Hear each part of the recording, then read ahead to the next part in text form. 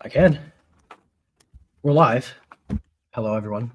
Greetings from Jersey Mike's Arena, where Rutgers basketball opens the post-Dylan Harper and Ace Bailey era with a score of 81-53. That is as a result of a big second half, because the first half was a little closer than probably was comfortable. But Rutgers is 1-0 to start the season. And this is probably what you wanted to see out of today. I guess, what were your thoughts of the game? Yeah, no, I mean, you're right. It was a little, there was a stretch there in the first half where my eyes were hurting a little bit. But I certainly was not surprised by that. I think that was kind of going to be the way this team played, the style of play. Ryder is, as expected, not a 300 Ken Palm team. They're going to play a lot of these 5 to start this season off teams like this.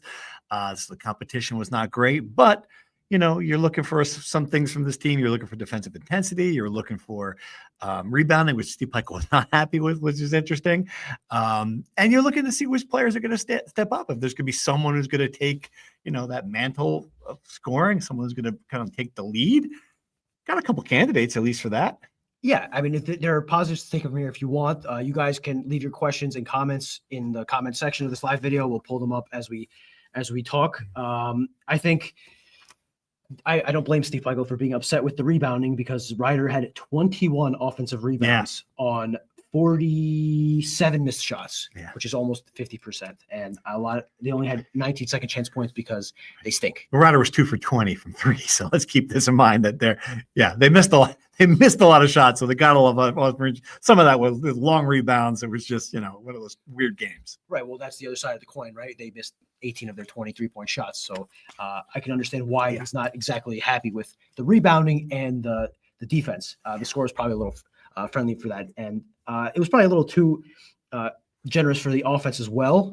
There were a couple of guys, though, who had a good offensive day. Let's start there. Yeah. Tariq Francis, 20 points, 6 of 10 shooting, 4 of 8 on threes, which is very good. 4 or 5 on free throws.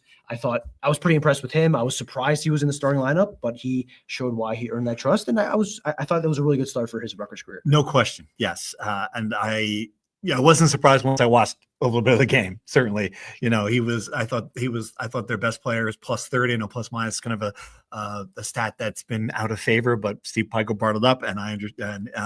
You can certainly see why. Dylan Grant, a guy I did expect to be the best player on the team, was one of the best players on the floor. 6 for 9, 17 points, 7 rebounds. Had a couple of really like pretty, like a dunk, steal and dunk. He was the one guy who was active, in the paint. I think if you're looking for things that concern you, they talked a lot about Dennis Badalao. You got it right. I've been working on it.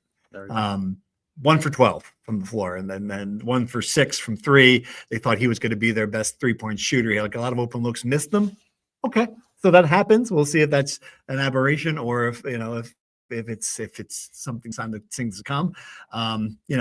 I think we were both surprised that Harun was not in the starting lineup, and he only played 11 minutes. So it's a clear sign that there's some competition for time on this roster. A few points on all that. Dylan Grant, to me, had the most encouraging play of the game, where it's the second half. He catches the ball on the left corner.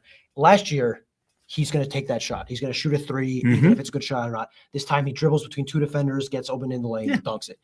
Steve Pikiell talked about wanting him to be more aggressive, and I think that if there's going to be a guy here, right? They've talked a lot about the depth and how many people there are on this team that can contribute being their strength. I think for this team to be at its optimal, they need a guy, and that guy would be Dylan Grant, I think. Dylan Grant and Tariq Francis have the best shot of being the guy offensively, and I think that aggression was promising. Dennis Badalao will not shoot 1 of 12 every night, I don't think, mostly because if he keeps shooting this way, he's not going to take 12 shots. But I do think he will regress in a positive way, or progress, I guess is the opposite of regressing to the mean, the next game, because he hit his first shot, it looked good, and then he misses 11 straight, which is almost as hard to do as making 11 straight. And who was the third guy you brought up? Oh, Harun Zurno. We heard some buzz about him when he arrived. He was supposed to be kind of the leading guy, and has not had as great of an offseason as maybe people expected. But I think he'll have a role on this team. I think you would want to hope he has a role on this team, because if he doesn't, it's not a great sign. But it's hard to take away anything big picture from a game like this, positive or negative, because Ryder as Jerry Carino pointed out, and as you looked up and fact checked during the game, is literally about to close down because they have so much debt. It might be a stretch, but they are in some financial difficulty, which I did not know until seeing this game. Not good news for Rider University. One thing I think it is a negative that you can translate to anything. I think we've overlooked it so far is the absolute it's just terrible center play, and there's really no way to sugarcoat it. Emmanuel Bole has not gotten better, and this is the kind of game that a center, the Big Ten center, should expect to dominate the game. He was 0 for 5. He had 10 rebounds to his credit. Only played 19 minutes. By fall, I mean, I think we thought, well, let's see if they compete for the job. Played the fewest minutes of all 13 players on the court. Okay, so what about Bryce Dortch? All right, so he was out there for 12 and a half, 12:51. Zeros across the board, maybe 1 rebound, 1 foul. There's just nothing. It's a black hole, the center position. And I don't know if they went small a little bit against this team, but you can't do that. The Big Ten, I don't know. They're, especially if you want to be the rebounding force, the defensive force. That's a concern. I think you should have 10 rebounds if you're Emmanuel Bole in this game. I think that he met the expectation, right? It's not 10 rebounds sounds good. It's not. Yeah, you're 0 for 5. He scored more baskets for Rider than he did for Rutgers, right? Which I think says it all. That's rough. I don't think anyone should be surprised. We saw him last year. We saw him the year before. He's 25 years old. There is no room for progression. This is who he is. So again, as I said before in our season preview, your only hope at center is if Byfall shows to be demonstrably better than Emmanuel Bole. Obviously, after today, it's hard to be optimistic about that. Played 3.5 minutes against Rider. Correct. And Javonte Ware, who's the third center, played 7 minutes, but all of them were in the last 10 minutes or whatever when the game was already over and did not look. I mean, not surprising. He's a true freshman. It's hard. He didn't look great, but that's to be expected. At least I was curious to see him out there. It was a little something different. Yes, look, the center spot is the biggest concern for the second season in a row after Cliff Omori left. So I'm not entirely surprised by it. Am I alarmed by it? Yes, I'm not entirely surprised by it. But it's going to be hard for them to go small in the Big Ten against some really, really good centers. Darren Buchanan might be built like a Russian tank. Steve Pikiell really into his Soviet. He had a Romania reference in the Big Ten Media Day, and I was talking about Russian tanks. Must be studying the Soviet Union era of Eastern Europe. But he might be built like a Russian tank. He is not big enough, I don't think, to guard not Zach Edey. There's no Zach Edey in the Big Ten, but guys like Zach Edey in the Big Ten. Yes, that's gonna be tough. There's really no way to put it. And the freshmen, I was hoping you would see one of those guys would be like, oh wow, like one of those guys would pop. Didn't happen. First game jitters. That's okay. I think not a lot of opportunities for them. Didn't see a lot from Chris Nwuli. Didn't see a lot from Lino Marks. They both played about 11 minutes. Caden Powers missed a couple of, had a couple of steals, missed a couple of shots, looked a little awkward. I thought he, just stuff that you thought, okay, look, I was hoping, my first impressions of those guys were not Big Ten contributors. Could be wrong. Still time to prove me wrong. Obviously, this is only 10 minutes of a game. Steve Pikiell keeps on telling me you should come to practice. If you saw these guys practice, you'd have a different opinion. I didn't do it. I didn't do that. So this is my opinion based on what I saw tonight. I do love that Steve Pikiell invites us to all these practices while simultaneously saying multiple times during this offseason that he loved working in the darkness. He's glad we're not there. You can come, but please don't come. You can't really do both things at once, but I digress. We have a question? We do have a question from PC. It's more of a comment. The only thing I think we all wanted to see out of this game was to know that we wouldn't automatically be below a 500 team this year. There's definitely some reason to have optimism. I'm not quite sure what I saw today convinced me that they're not going to be below 500. I'm not there yet either, especially in the Big Ten. That's just, I don't think I could have seen anything against Rider that would, give me that impression. I mean, the score could have been the same, but they could have been more dominant, right? I mean, you could have your center score more than 0 points. That would be a reason to be optimistic. But still, it's Rider. It's just a hard, So I think we saw a lot of the things we wanted to see it's proof of concept here. That's what we're going to have to get. This, prove me that this team can be better than last year, that it's going to do these things, the dirty work, the defense, the teamwork, the chemistry, all of these things that last year's team lacked. Okay. I think, you can check some of those boxes again against Rider. So Well, that's going to be the case for the first 5 games of the year, Yep. where the only thing that matters really is not losing the game. And Rutgers didn't lose the game. But to your point, I'm not sure I agree with the part about the dirty work, because they gave up 19 or 21 offensive rebounds. That's got to be more than any game they gave up last year. So I just, even if they are long rebounds, even if they are clunky, I mean, I think that, some of them were very, some of the rebounding was very not encouraging, especially if you spend the entire offseason since June emphasizing it and talking about how this team is better. They can be better. Again, we're not going to write an obituary after one game, and we're not going to praise them after one game. I would hope that the sample size after 5 games, they don't give up 21 offensive rebounds per game. Not really much else to talk about in this game. Again, it's Ryder. You should win by 30. They did what they had to do, which is a positive. I guess, who was your star of the game, the best player on the court? I'll take the obvious one. I'll say Tariq Francis. Again, the concern with him was that he was going to be a high shot player for his points. 6 of 10, 20 points. Okay. You hit the 3-pointers. You were 4 for 8. You knocked down the open shots. You got to the line a few times. You were 4 for 5. You got 4 rebounds. Like, it's a complete game. You had 2 assists. Had the ball in your hands a lot. You played 30 minutes. And this is a level that obviously he's played at. Like NJIT, this is where he's comfortable in. He's done that. He's had the game a lot. I still want to see it against, I want to see it in Vegas. Show me that against Notre Dame. Show me that against Tennessee. And you'd start to feel, okay, like then maybe our thought about him was that his game would not translate to this level. Like, he was a good player at that level, that he would not necessarily be a good player. He's too small, maybe not physical enough, maybe too many shots. Not the analytics were not good on him. All right, this is one. This is proof of the opposite now. So I guess again, let's see it is next 4 games, and let's see how it is in Vegas. To your exact point, I'm not ready to say that the offseason criticism of when they picked him up was invalid quite yet, because of what he did against Ryder. The one positive I will take away from his performance: efficient, 6 of 10. Yeah, absolutely. One of the big knocks on him was that he scored a lot of points at NJIT, but he was very inefficient in doing so, which was a fair criticism. I thought he played well defensively too. I thought he did fine defensively. Again, both him and JaMychal Davis. JaMychal Davis was excellent defensively. Yeah. He played very well. So again, and he was 5 of 9, 15 points. He had a good game, six rebounds.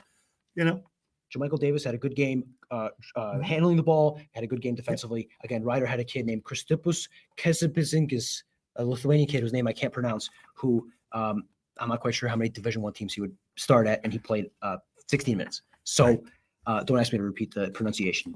So that's a one-timer. I guess my player of the game is Dylan Grant. I think he has to be the guy. I thought he showed some sign the guy, which is a positive sign for Rutgers. I don't have much. Give me one guy you want to see more of. Playing-wise or performance-wise?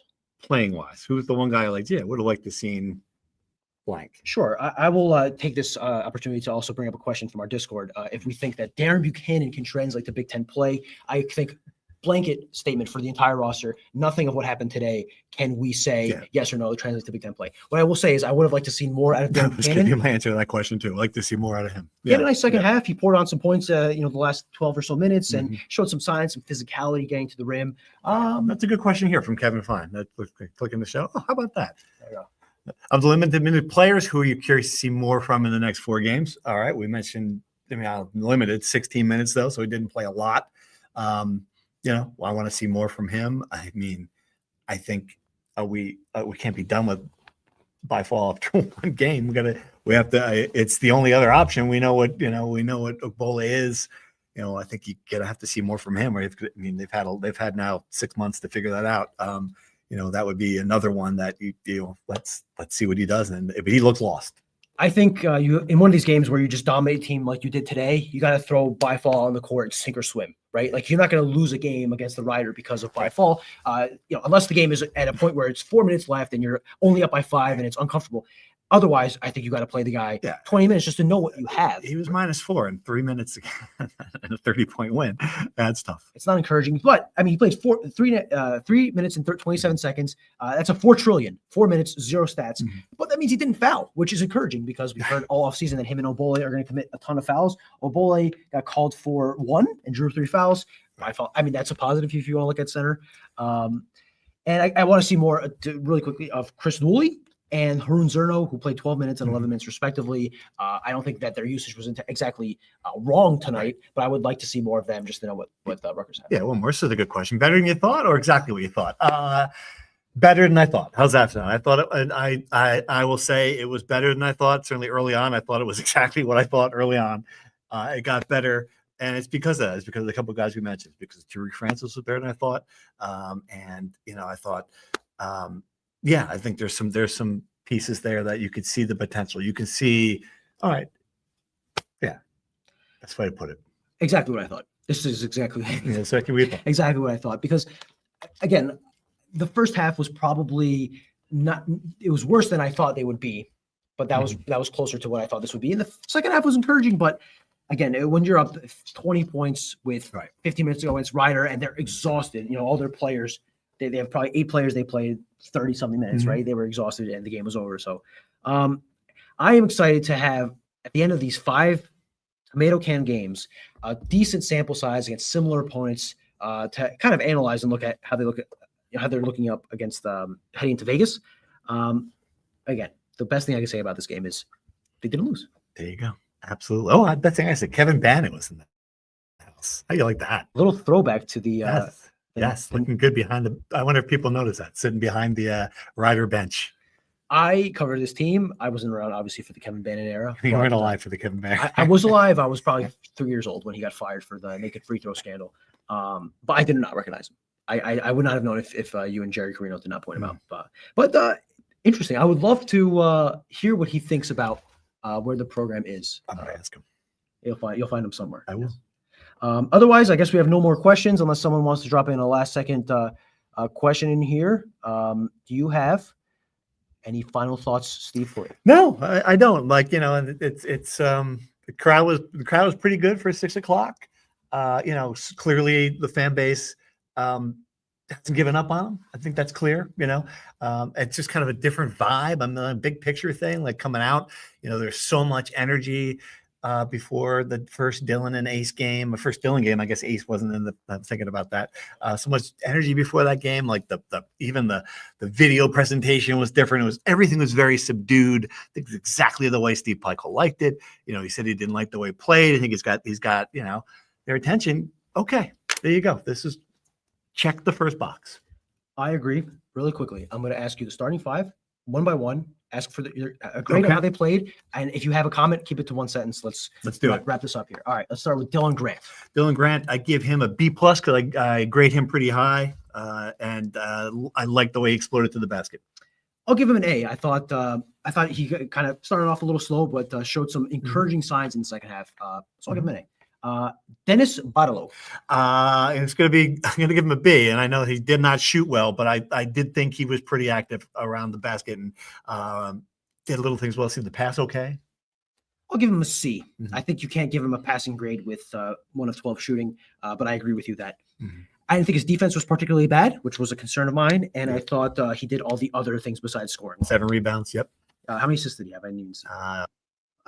Could be better. I think his passing is probably one of his best attributes. So 1 to 2 assist to turnover ratio isn't great, but I'll give him a C. I'm pretty comfortable with that. Emmanuel Bole.